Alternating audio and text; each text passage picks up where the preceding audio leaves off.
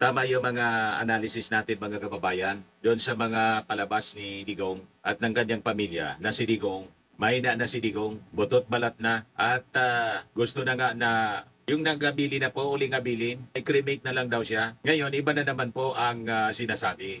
Ayan o, sabi rito, yung pinaka-latest itong balita, Tors, ako pa lang, Duterte hopes for freedom in time for BP Sara's possible 2028 presidential run. O di ba, confirm na drama lang po yung mga butot balat na kwento nila. Wala mang picture na pinapakita. Tapos, nagsabi pa na naghuling abili na si Digong kay Sara na kung hindi na siya makalabas, i-cremate na lang, mamatay siya doon sa loob ng detention cell. Talagang gusto lang po mga kababayan na pag-usapan sila at saka paawa. Madaling sabi, kasi wala mang picture na pinapakita, malamang hindi man po totoo, nabutot balat na si Digong. Iba na naman ang sinasabi. Sabi, cremate na siya. Pagkatapos, ang statement ngayon, gusto niyang makalabas para sa possible presidential run ni Sara.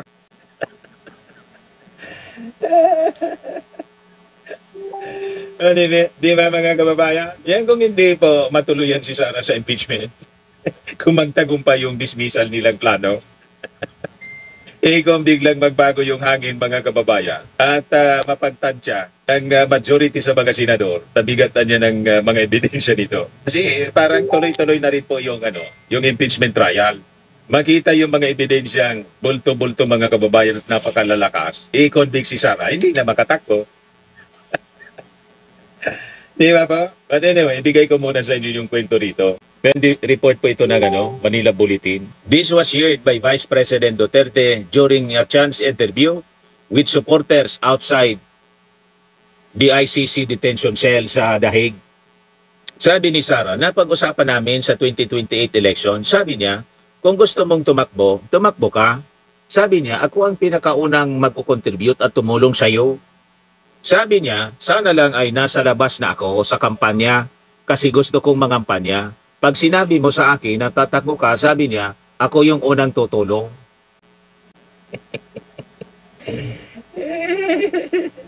Wishful thinking mga kababayan. Wala man pong wala mang problemang mangarap. The Vice President shared that she and her father discussed about President Marcos and the possible presidential candidates in 2028. But she told her father that no one will vote for any Marcos, even in the history of the Philippines. Matindi talaga po mga kababayan ang tama ng anong walang boboto sa sino mang Marcos. Ating Pangulo, wala nang boboto sa 2028 at sa susunod pang mga eleksyon kasi bawal na sa kanya yung tumakbo. Pero si Martin, hindi man po Marcos si Martin Romualdez, pwedeng tumakbo. At siguradong may boboto kay Martin Romualdez at sa mga susunod pang panahon kay Sandro Marcos. Or baka gusto mo, sinasabi mo kasi wala na sa Marcos. Ikasama pati si Amy Marcos. Wala nang buboto. Ibig bang sabihin nito, nilalaglag mo na si Amy Marcos? Kung nilalaglag mo na si Amy Marcos, mabuti naman. Pag ganon. Di ba? Kasi si Amy Marcos, unless nagpalit na, tulad ng sinabi mo doon sa kampanya sa Manila, magpalit ka na lang niya ng apelido. Wala na daw. But she told her father, no one will vote for any Marcos. Pag sinabing wala nang boboto for any Marcos, kasama si Amy Marcos, wala nang boboto. Ibig sabihin niya, sila na mga Duterte at mga supporters, hindi nila, i-judge nila ang sino ang Marcos. That includes Amy Marcos.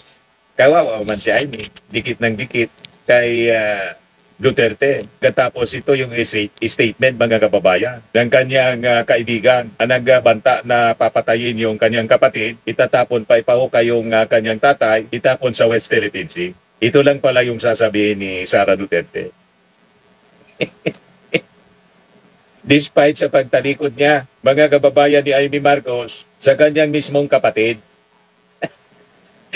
iniwan po yung alyansa, sumama sa PDP Laban. Kagrupo na ngayon, pero nung kampanya, hindi man tinanggap, kasi siloso din yung PDP Laban. PDP Laban po, dilawan talaga. Yan ang partido ni Cory Aquino noong panahon. You see? Sabi ni Sara, wala na bumoto sa kanya. Ako, bumoto ko sa kanya noong 2022. Sa susunod, wala na. Wala man silang kasama. Alam nila yan kasi noong lumapit sila, alam nila hindi nila kakayanin ang mga supporters ni Leni Robredo at the time noong 2022. Hindi na makamove si Sara po. Binabalik-balikan yung mga kwentong hindi man totoo. Totoo para sa kanila kasi mga assuming sila. Sabi dito. But the younger Duterte explained that even though Marcos has the Dilawan on their side right now, Liberal Party and pro-Aquino supporters will not vote for a Marcos. She believed even the Makabayan Black, who she alleged is allied with the president now, will not be supporting the president's candidate in 2028. Sino naman sa inyo ang nagsabi na naniniwala yung Marcos sa camp, yung mga Dilawan, isusupport siya, at saka yung Makabayan Black? Wala mang ganun po. Kasi yung mga Dilawan, anti-Marcos hanggang ngayon. Pati yung mga Makabayan, nagrally nga doon sa Amerika, yung bayan US, you're not welcome here niya. Sabi sa ating Pangulong Bongbong Marcos, as if pag-ari nila yung, yung Amerika. Yung presidente ng Amerika, ang siyang nag-invite sa ating Pangulo. Welcome na welcome yung ating Pangulo. Pagkatapos yung dayo ng mga Filipinong makabayan na black, supporters ng mga makabayan black, militant organization, bayan USA, may gal sila mga kababayan na magsabi na you're not welcome here. You're not welcome here, Marcos. As if sila yung nag-imbita at sila'y taga roon. Mga assuming, so ang tanong ngayon mga kababayan, sino naman nagsabi sa iyo, Sara, ang mga Dilawan bubuto sa Marcos?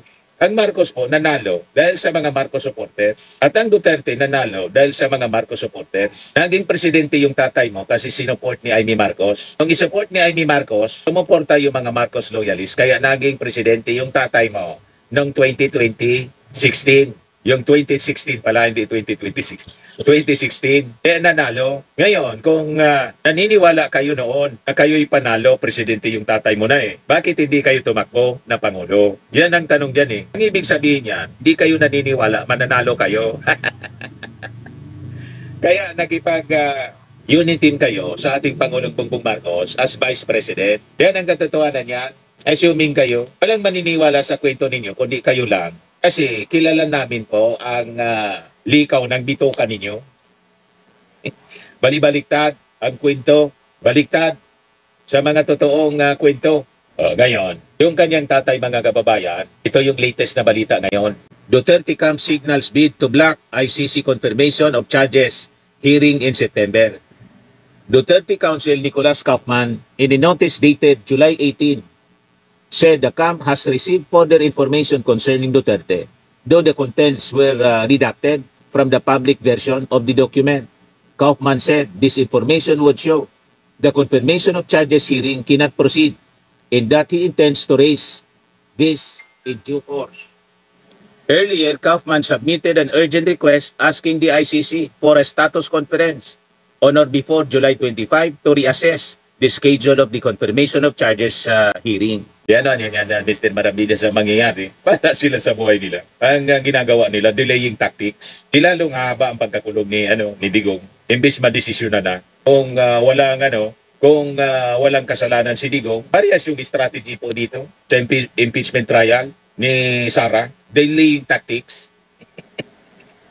Ang epekto po, mas na masama ang epekto. Kasi habang nagdi-delay po, lalong tatagal kasi delay nga Di ba? So, again, patunay ito mga kababayan na talagang napakalakas na mga ebidensya laban po sa mga akusado. Hindi lang si Digong dito May mga kasama pa siya na akusado. At malapit nang ipalabas ang warrant of arrest. Alam na ninyo kung sino.